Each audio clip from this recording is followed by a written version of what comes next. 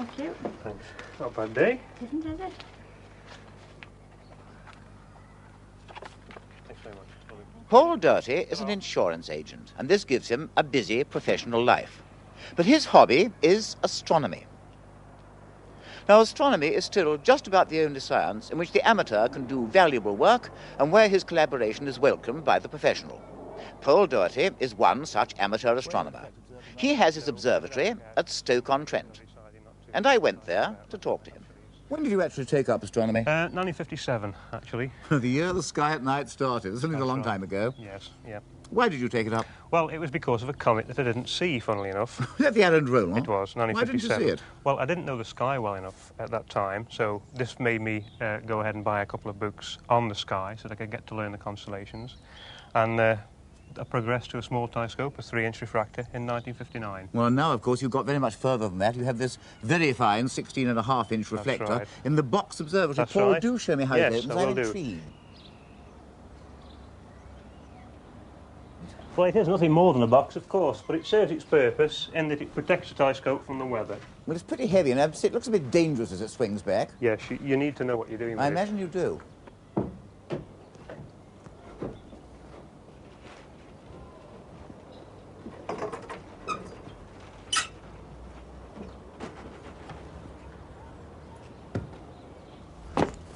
Well, it works beautifully, Paul, but one thing I do notice, and that is that the roof is still vertical, and surely that must cut off part of your sky. It does, actually. I'm not too worried about it. The southern sky is the most important part for me, and eventually I will get some large counterweights fitted up on that to make the whole thing lighter, and eventually it will fold right back. I see.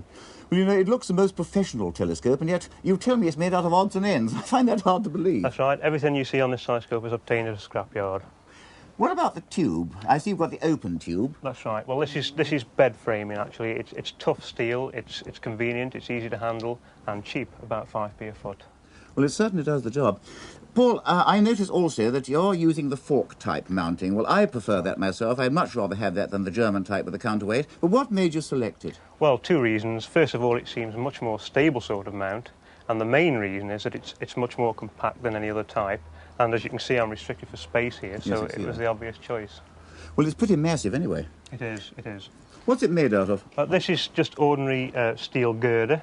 It cost me about £2 for the whole fork. And again, I obtained it at a scrapyard, so... And the axle itself? That's off an old printing machine. The main polar axis shaft is a printing machine roller. And even this large flywheel here, this is a flywheel off an old printing machine. Paul, I've also told that one of the difficulties of making a mount of this kind is the fact that it's difficult to get these big worm wheels. Yes, they are difficult to obtain, in actual fact. It's still scrap. They come out of an old signal box. The main trouble is the worm wheel itself. I had to look around for a long time to get that sort of scrap. There's one major difference between your telescope and mine. I have a 15-inch reflector, as you know, and it's on a fork mount, but my mounting is low-slung. Now, this mounting is high-slung, and since it's a Newtonian telescope and the eyepiece has to be in the top, it does mean you've got to do quite a lot of mountaineering. Yes, I do. This is a great problem, but the trouble was I've got so many buildings around the observatory here. The higher I could get the telescope, the better, the more sky it gives me. So it was a problem that had to be overcome. If you hadn't had those obstructions, you'd have had a lower mounting. Yes, I would have probably even sunk it into the floor somewhat. Well, that makes sense. Looking at this finder, that appears to be considerably larger than mine. That must be a 3-inch refractor. Yes, it is. It's the original telescope that I used in 1959, funnily enough. I now use that as a guide telescope. Well, it's certainly a larger one than mine. Paul, what about the mirror? Because I know you have made mirrors yourself, yes. But I don't think you made that one, did you? No, it was too big to tattle. I wanted a good one, so I decided... It was George Hole that made this one for me, actually. Well, you certainly can't do better than that. It's true. But what about mounting it? Well, it was a problem because the mirror's so thin. It's only about 1.5 inches thick. And the main rings of the mirror cell, these are pulley wheels with the hubs removed. But the mounting of the mirror in that cell was rather a problem. Yes. And being so thin, you get flexure problems. So this is a design I decided on. It's an 18-point suspension system based on 3 main points. And if we look at that planning in cross-section, what is in actual fact is there are 3 main bolts which come through the back of the mirror cell. Balanced on each of these 3 bolts is a bar, and at each end of that bar are 2 bolts. Now, balanced on those bolts are steel plates on which there are 3 leather pads, and spread over the whole mirror there are 18 points equally spaced, supporting the mirror equally all the way around. So I've got the same kind of arrangement. When you were making this telescope and its mounting, what was the main difficulty you encountered? The main difficulty, funnily enough, was to keep the rust down. Obviously, it's all made of scrap, and rust has to be removed before you can begin treating the whole thing to paint it, and that was a bit of a problem, and keeping the rust at bay even now. I have rust problems as well. The tube of my telescope is actually wooden, but the mounting is mainly metal, of course, and I'm only 500 yards from the sea, so I can sympathise. What about your circles? Well, I had a little bit of help with this one, in actual fact. A friend of mine has a lathe, and he cut these circles for me. What it is, it's just sandwiched plastic, white sandwiched between two black pieces of plastic. And when you cut through the top black surface, the white shows through. It's quite accurate and very useful. Well, like me, you're essentially an observer of the moon and planets. Do you use your circles very much? Yes, I do, in actual fact, to find Mercury and Venus during the day. But this is the main circle, the right ascension circle, and this is only roughly done. But it's accurate enough, it's enabling me to find Mercury during the day, so it's okay. Well, Mercury is a problem, of course. Venus much less so. And, of course, you're lucky. With your exceptional eyesight, I know that you can see Venus with the naked eye throughout most of the day. I so remember standing with you outside my dome at Chelsea. You looked up into a blue sky and said, "There is Venus." And quite frankly, I didn't believe you until you turned the telescope onto it, but there it was. Well, it saves using the circles, it's a fact. But I wonder how many times I've stressed the dangers of anyone taking a small telescope or a pair of binoculars and then sweeping around the sky looking for Venus when the sun's up. Because when they do that, sooner or later, the sun's going to come into the field of view with tragic results to the observer's eyesight. It really is dangerous. Mercury, of course, is more of a problem still. Yes. It's keeping the thing in the field once you've found it, and I do this with means of a variable speed drive. It's an electric drive, of course, and once I've located the planet, I can speed or slow the telescope down to keep up with it, and keep the planet in view all day if necessary. Now, what about photography? Well, I've done a little bit of photography through the telescope. The first one that I did was a photograph of Venus, which is basically a snapshot. Well, I've liked that photograph of Venus very much. It does show the phase well, and after all, one can't see any surface detail there. No, it just about shows what you can see. And the other photographs I've taken of the moon, these are mainly prime focus shots at very little magnification. Well, there's one point that strikes me, Paul, that here you are, not very far away from the centre of a town. You've got houses round you, and houses have nasty things such as lights in them. How do you get on for light pollution in the sky? Well, it is a problem with long exposure photography, and there was one particular photograph I felt very important, and to get rid of that problem of light pollution, I decided to take a portable telescope that I've got away to a farmer's field. I asked the farmer's permission, and he allowed me to do this, and I set my telescope up and took a photograph of 20-minute exposure, in actual fact, of the comet. What about guiding, though? Well, this is a problem. There was no electricity laid on in the field, of course, and I had to do it by hand. And guiding by hand for 20 minutes is quite a job. But all the while I was thinking to myself, well, this is going to be a great photograph. It's worth every minute. Well, I think it was, and it certainly was a great comet. I wonder when we'll have another one like that. Right.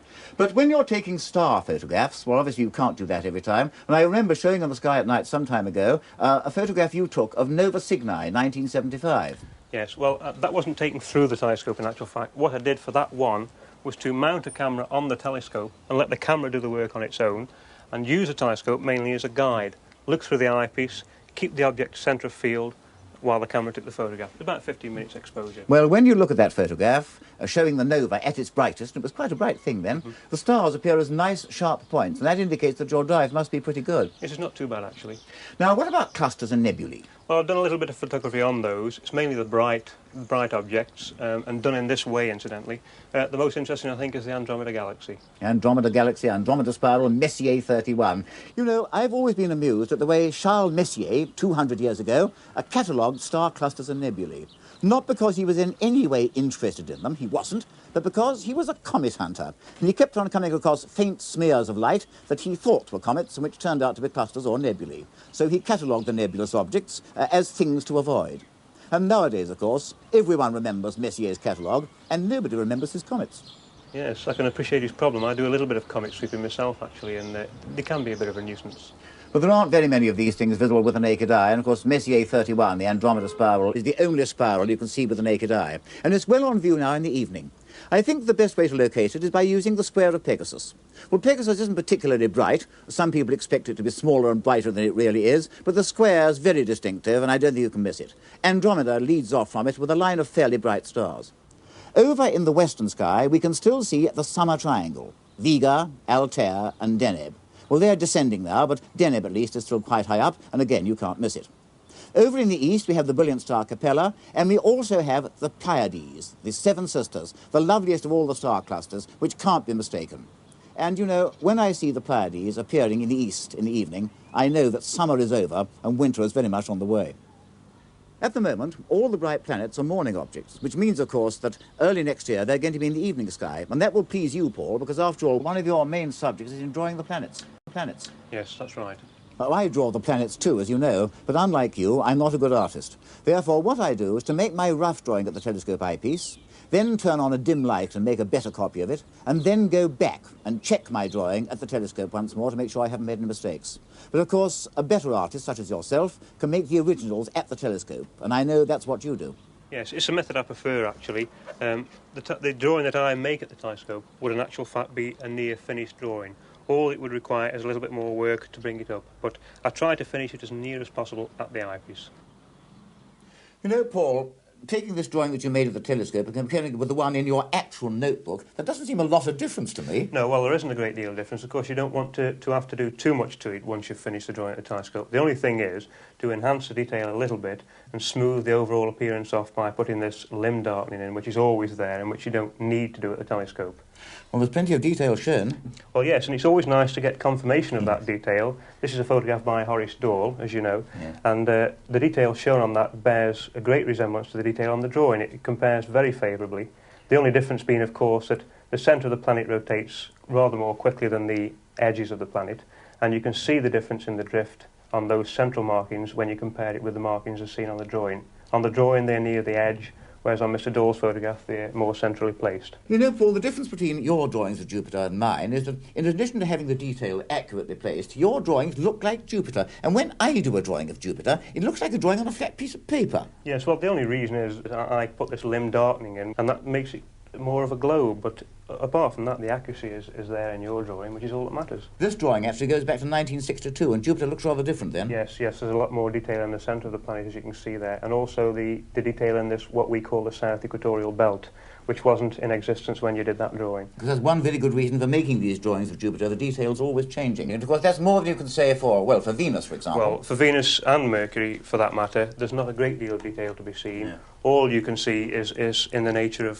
faint, dusky markings in the manner of this. I note, incidentally, you lay out your observation books in the same way as I do. Yes, this is the log that I keep. In both cases, I keep a separate book for each planet, and it's an idea I got from you, in actual fact, in the first place.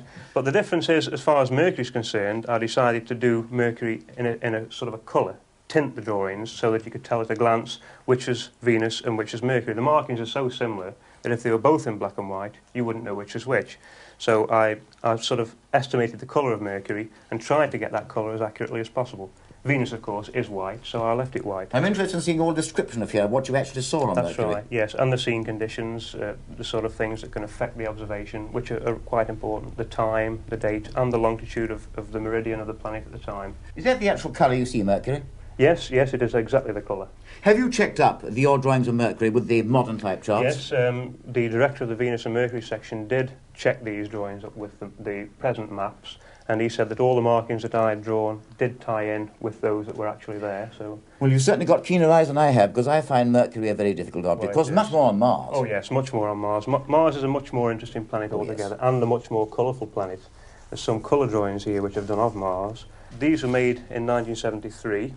And this, two drawings made in one night to show the rotation of the planet. As you can see, this feature here. Yes, Fastigiamarin, there he is. That's right. The Martian Greenwich. That's it. Well, that's moved over more centrally on the second drawing. In 2 hours, there's a considerable drift rate there. And later on in that year, as you probably remember, there was a great dust storm. I do indeed. There was a time when you couldn't see any markings on Mars at all. Well, this dust eventually spread over the whole planet, completely hiding all details. And then, of course, 2 years later, at the time of that drawing, the dust had completely cleared and everything was back to normal. And again, you've checked these drawings up with the modern type charts? With maps and photographs taken at the time, in actual fact.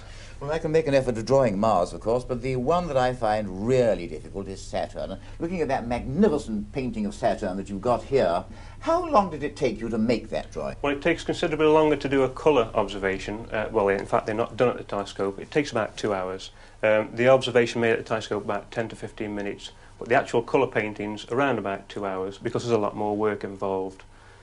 Well, again, it looks there as if Saturn is floating in space. And Paul, I think people will be very interested to see just how you go about it. Well, after the preparation of a blank, in fact, all you do is build up the detail on the planet as you would do at the telescope in black and white.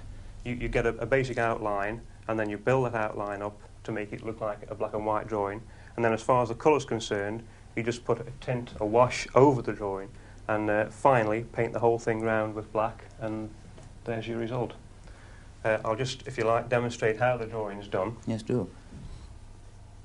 The limb darkening is rather important to give it an overall globe-like effect, and it is actually there, so it is important. It's very marked on Saturn. Yes, it is. It's a gas planet, of course, and the light falls off considerably toward the limbs. And having completed your disk drawing, you then have to start work on the rings themselves. That's right. One thing I note in the outer ring, the appearance of what's called Encke's division. Well, you know, I've found, Paul, that the appearance of Encke's division is really caused by the fact that the outermost part of ring A and the innermost part of the ring are of slightly different brilliancies, and the line of demarcation causes the appearance that we call the division. Yes, I would agree with that now. If you would have asked me that question before I built the 16-inch, I would have disagreed, because with a smaller telescope it does genuinely tend to look like a division. But now with the larger telescope, with better resolution, it is sort of a dark zone in the rings which does separate the bright inner part of the ring from the dark outer. It's a line of demarcation, I think. That's right. Probably a contrast effect more than anything. Of course, during the next few years, as the rings close up, the Encke division is going to get very difficult to see. It will. Next year it will just about be visible, I would think, in moderate telescopes, and following that I think we can say goodbye to it until about the middle of 1980. So far as the crepe wing is concerned, that has to be made to look transparent. Yes, that'll be done finally with a heavy pencil lead inside there, so that it's almost black. Yes. There is also an interesting demarcation in the rings on ring B. This is the bright ring here, which is very similar to the one in ring A, Encke's division in actual fact. It's very marked indeed, with ring B. You know, it doesn't give the same appearance of being a division. No, it's more or less a zone again in the rings. This will all be resolved, I think, with the Pioneer probes and the Voyager probes.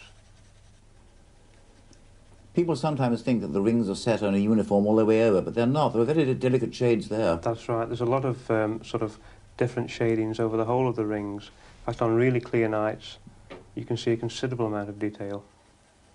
But no really fine divisions as far as I can see at any rate. No, I don't think these fine divisions exist at all. It was Gerard Kuiper who once looked at Saturn with a 200-inch at Palomar, and he said the only division he could see was the Cassini division, with a kind of ripple where the Encke division is meant to be. That's right, and this is how it seems to me, and no doubt you found the same yourself. I have indeed. Well, that's practically it, isn't it, so far as the black and white is concerned? And now that you've got the black and white drawing completed, we come to the all-important question of colour. That's right. Now you've finished the colour wash, comes the all-important point of blacking round the planet. And this is something I find incredibly difficult.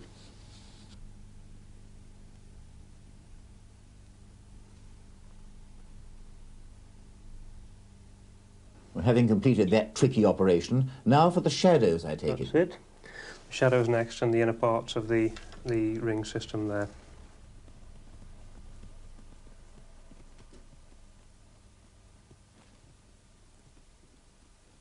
This really is the most difficult part of the whole thing.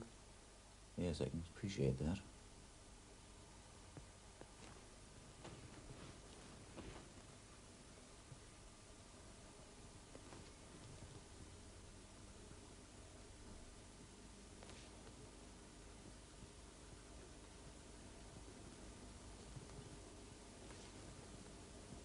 Shadow of the rings on the globe, now for the inner parts. And the globe on the ring shadow.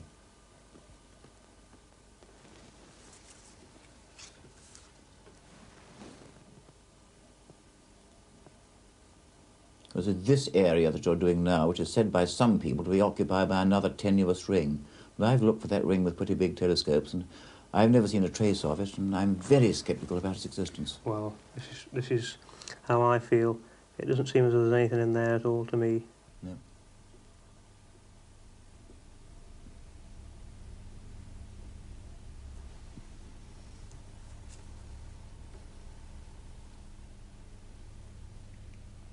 Well, now that the Cassini division has been put in, the drawing is starting to look complete. Yep.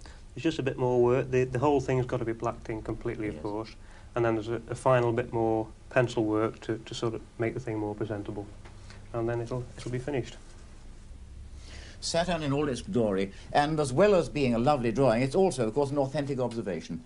Paul, you've got a very nice telescope and a very nice observatory. What are your future plans? Well, the main thing that I want to do is really enlarge upon what I've already done, observe the planets in even more detail, try some measurements with micrometers, get more accurate results, and also try some photography of comets for positional reasons. And just, that's it really, more or less enlarge on what I already do. Well, you're certainly doing extremely useful work. Paul, thank you very much, and the very best of luck to you. Thank you.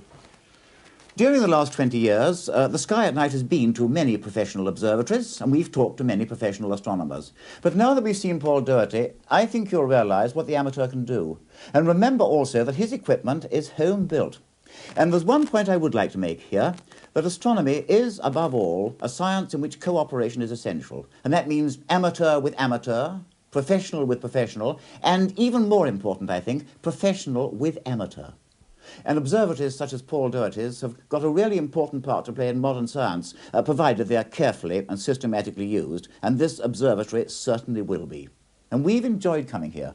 And so, from Stoke-on-Trent, good night.